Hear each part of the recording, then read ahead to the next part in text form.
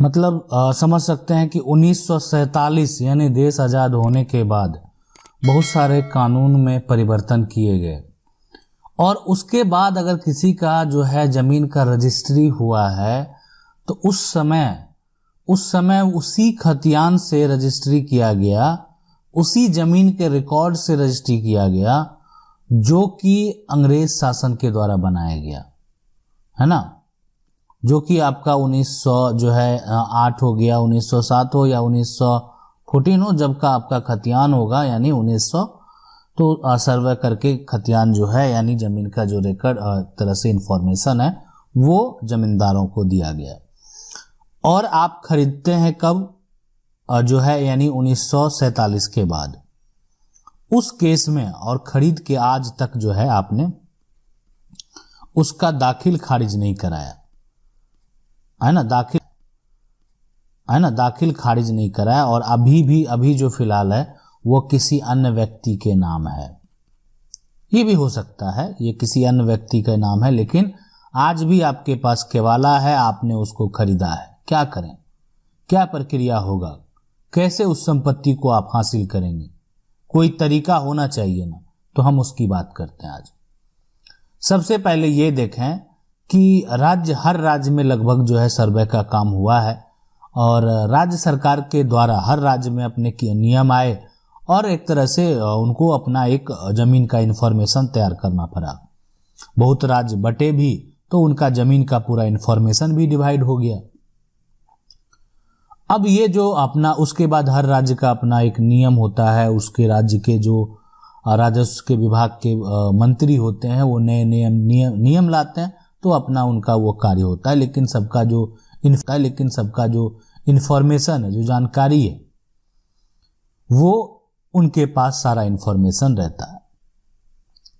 अब ये होता है कि सबसे पहले कि आप एक इतने लंबे साल, आज जो है आप समझ सकते हैं कि अगर आपने 75 साल हो गया और दाखिल खारिज नहीं हुआ तो आज कैसे होगा, ठीक है, तो हम उसकी बात कर रहे हैं यहाँ पर। लेकिन एक सवाल है और वो सवाल को भी लेते हैं ताकि ये उसी से रिलेटेड है। सर मेरे दादाजी ने 1949 में रजिस्ट्री लिया, उस रजिस्ट्री के आधार पर आज जो है यहाँ पर 72-73 साल से हम उस ज़मीन पर हैं और दाखिल खारिज भी नहीं हुआ है। जो है यहाँ पर कहता है कि दर केवाला कहाँ है और दर केवाला नहीं पता। 73 साल से हम उस ज़मीन पर हैं, क्या राइट बनता है। सबसे पहले अगर आप पर भी रजिस्ट्री करवाया और वहाँ का जो भी निबंधन कार्यालय होगा, प्रयास करना पड़ेगा, थोड़ा मेहनत लगेगा, प्रयास करना पड़ेगा कि आप उसका नकल प्राप्त कर लें। अगर आप नकल प्राप्त करने में सक्षम हो जाते हैं, नकल निकाल लेते हैं, ठीक है, तो उस केस में आप उस संपत्ति को जो है यहाँ पर आपने आसानी से प्राप्त कर पाएंगे। इसलिए कि अगर वो नकल प्राप्त हो जाता है तो आज आप सिविल कोर्ट में जो है यानी उस पे एक डिग्री आपका होगा, जारी होगा, जिसमें आदेश होगा कि आपका दाखिल खारिज होगा, आपका केवाला सही है। अब यहाँ पर ये भी कोई आपके सामने जो विपक्ष है ये भी साबित करने में लग सकते हैं कि आपका केवाला जो है वो फर्जी है। अब ये लेकिन कोर्ट का जो पूरा प्रोसेस होता है उसके बाद पता चलेगा कि आपका किस तरह का क्या जजमेंट जो है सामने चल के आता है। सवाल है कि बाप के नाम पर जमीन है, 2 बेटा 1 बेटी, बाप मर गया, पत्नी जीवित ही, दोनों बेटा जमीन को बेच दिया, पत्नी और बेटी जो है शेयर निकलेगा, तो इसके लिए क्या करना होगा। तो अभी यहाँ पर जो जमीन है ना, वो बाप के नाम पर है, 2 बेटा है और बेटी है, 1 बेटी है। और यहाँ पर जो है दोनों बेटा अगर जमीन को बेच दिया तो पत्नी और शेयर, देखें अभी पूरी अगर बात करें संपत्ति में, है ना, तो ये पत्नी और शेयर का अगर हिस्से की बात करेंगे तो ये हो जाएगा यानी बेटी, है ना, बेटी और ये पत्नी का हिस्सा और ये होगा बेटा का हिस्सा। इसलिए कि जो एक तरह से पिता का हिस्सा होगा वो पत्नी को मिलेगा, बेटी एक हिस्सेदार ही है और दोनों बेटा एक हिस्सेदार है। तो अगर दोनों बेटा ऐसा करता है तो वो अपना आधा जमीन के साथ कर सकता है, पूरे जमीन के साथ नहीं। और उसका 50% जो जमीन होगा वो बेटी और पत्नी का हक होगा, तो वो कानूनी रूप से जो है सिविल न्यायालय में केस फाइल करके उसको प्राप्त कर सकते हैं। सवाल है सर, हमारे जमीन पर कब्जा कर लिया है और जमीन हमारे दादा के नाम से है, दादा के नाम से हो या परदादा के नाम से हो या पिता के नाम से हो, आपको सिविल न्यायालय में टाइटल सूट करना है, उस व्यक्ति को नोटिस करवाना है कि आखिर वो कब्जा किस आधार पे किया है। आप किसी का अगर कोई भी सामान अपने पास रखते हैं और वो आपके खिलाफ केस कर दे कि आप वो सामान जो है घर से चुरा लिए हैं या जबरदस्ती ले गए, तो आप समझ सकते हैं कि उस पर चोरी का आरोप लग जाएगा। उसी तरीके से यहाँ पर अगर कोई संपत्ति वो अपने अंडर में रखा हुआ है तो उसका कोई आधार होना चाहिए। क्या आपको वो खेती करने के लिए मिला है, क्या आपने किसी प्रकार का लीज पे वो संपत्ति को लिया है, तो कब्जा किस आधार के लिए है। अब है कि वो लंबे समय से आप कब्जा है तो उसके लिए भी एडवर्स पोजीशन की बात, लेकिन अगर वो आपकी संपत्ति है तो आप केस पहले फाइल करें, उसके बाद वो डिपेंड करता है कोई कब्जा कर लिया है, ठीक है, कि क्या करना होगा, लेकिन आप केस फाइल करके पहले उसको नोटिस करें, उसमें विलंब ना करें।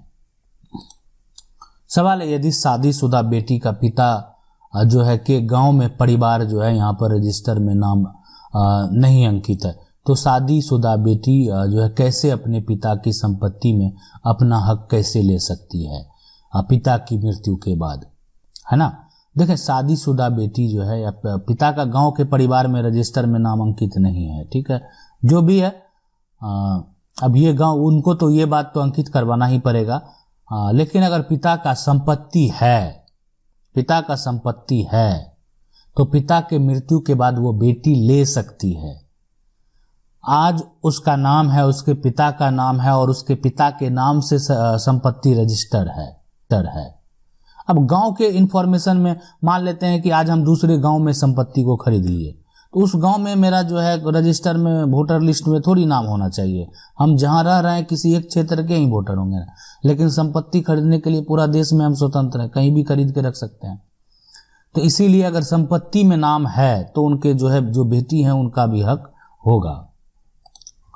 सवाल है कि पिता की मृत्यु के बाद पिता की संपत्ति की विरासत बेटे अपनी विवाहित बहन को अर्थात पिता की बेटी को दरकिनार करके अपने नाम करवा लेते हैं, तो क्या वह बेटी अपना हक ले सकती है। पिता की मृत्यु 1983 में हो चुकी है ना। तो अब यहाँ पर देखें, जो पिता की मृत्यु के बाद जो अगर संपत्ति की बात करें यहाँ पर, ठीक है, संपत्ति की बात करें तो विरासत में जो है जो उनका विवाहित बहन है और जो भी बेटी है उसको अगर दरकिनार करके, अब अगर पिता 1983 में मर चुकी है और ऐसा देखें कोर्ट में केस फाइल करना पड़ेगा। सुप्रीम कोर्ट के कुछ ऐसे जजमेंट हैं जो कि 2005 से पहले भी अगर पिता की मृत्यु हुई है तो हक जो है वो दिया गया बेटी को। अब वहां पर सिचुएशन के हिसाब से कोर्ट का क्या जजमेंट होगा वो देखा जाएगा, लेकिन अभी वर्तमान में तो ये सिचुएशन है कि कोई किसी प्रकार का कोई दरकिनार नहीं कर सकते हैं, आसानी से वो अपना हक प्राप्त कर सकते हैं। लेकिन मामला पहले का है तो केस तो फाइल करना पड़ेगा, सिचुएशन के आधार पे कोर्ट का क्या जजमेंट होगा, ठीक है। अगर आप जजमेंट से आप सेटिस्फाई नहीं होंगे तो आप आगे भी हाई कोर्ट जा सकते हैं, सुप्रीम कोर्ट जा सकते हैं, लेकिन सुप्रीम कोर्ट के कुछ ऐसे जजमेंट हैं जहां पर जो है 2000 पहले भी अगर पिता की मृत्यु हो चुकी है तो भी बेटी को संपत्ति में हक दिया गया है। सवाल है, सर नमस्कार, मेरी एक समस्या है, मैंने अपनी पैतृक जमीन किसी को कर्ज के रूप में जो है यहाँ पर दिया है, अब वह जो है मेरी जमीन लिखे हुए यहाँ पर बनाना था, वह उससे ज़्यादा मांग रहा है, तो आप इसमें मेरी मदद कीजिए, इस जो है इसमें क्या हो कर सकते हैं, ठीक है। तो देखिए, आपकी जो भी पैतृक है, आपने मान लेते किसी को कर्ज के रूप में आपने दिया है और ज़्यादा मांग रहे हैं, आप इसकी शिकायत SDM SDO के पास जो है करें, है ना, केस करें, और आप थाना में भी इसकी शिकायत जरूर कर दें। उसको उस व्यक्ति के खिलाफ एक FIR दर्ज करा सकते हैं कि जो चीज़ कागज़ पे लिखा हुआ उससे वो मुकर रहा है, और लेकिन आप जो है SDM और SDO के पास भी इसको जो है आप ले जा सकते हैं, ठीक है। वहाँ पे उसके खिलाफ जो है आप कंप्लेन दर्ज कर सकते हैं, उसको नोटिस किया जाएगा, वहाँ बुलाया जाएगा। इस पे जो लिखा हुआ अधिक मांगने का मतलब क्या होता है, जब आपकी ज़मीन आपको दिया गया है, ज़मीन आपके पास है, तो ऐसे करने वाले लोगों की कमी नहीं है, और उसी के लिए तो ये सब कानून है। सवाल है कि फादर की डेथ के बाद कितने टाइम बाद जमाबंदी करवानी चाहिए, अगर ना करवाएं तो क्या होगा। सबसे बड़ी बात है यहाँ पर कि ना करवाएं तो क्या होगा। तो ना करवाएं तो आगे समस्या कोई ऐसा नहीं दिक्कत होगा, आपके पास आपकी जमीन है, आपका संपत्ति आपके पिता के नाम दर्ज है, और आप अगर 2 भाई हैं तो वहाँ पिता के नाम पर संपत्ति दर्ज है, और पिता की मृत्यु हो गई है तो फिलहाल आप उसको पिता के नाम से अपना टैक्स पे कर सकते हैं। अगर बेचने का जो अगर बात करें तो वहाँ पर थोड़ा दिक्कत हो सकता है, इसलिए कि संपत्ति में पिता का नाम दर्ज है, ठीक है। और बहुत वो डिपेंड करता है राज्य के नियम के अनुसार, इसलिए कि बिक्री का जो कुछ राज्य के नियम है वो अलग अलग भी हैं। अब यहाँ पे दूसरा ये हो सकता है कि जमाबंदी कितने टाइम करवाना चाहिए। तो जमाबंदी आप पिता की मृत्यु के कुछ समय बाद, जब मृत्यु प्रमाण पत्र आप तैयार कर लें उसके बाद बनवा सकते हैं। एक वंशावली तैयार करना पड़ेगा, हो सकता है कि आपको एफिडेविट वगैरह की जरूरत पड़े, जो कि आपको कोर्ट से बनवा के देना होगा। और उसके बाद वो संपत्ति को अगर आप बेटे हैं तो अपने नाम ट्रांसफर करा सकते हैं। और उसके अलावा अगर 2 भाई हैं तो आप दोनों भाई भी अपने नाम पे ट्रांसफर जो है संपत्ति को करवा सकते हैं। आशा करते हैं वीडियो अच्छा लगा होगा। वीडियो को लाइक जरूर कर दें। चैनल को पहली बार देख रहे हैं सब्सक्राइब करके जो बेल आइकन है उसको जरूर दबा लें।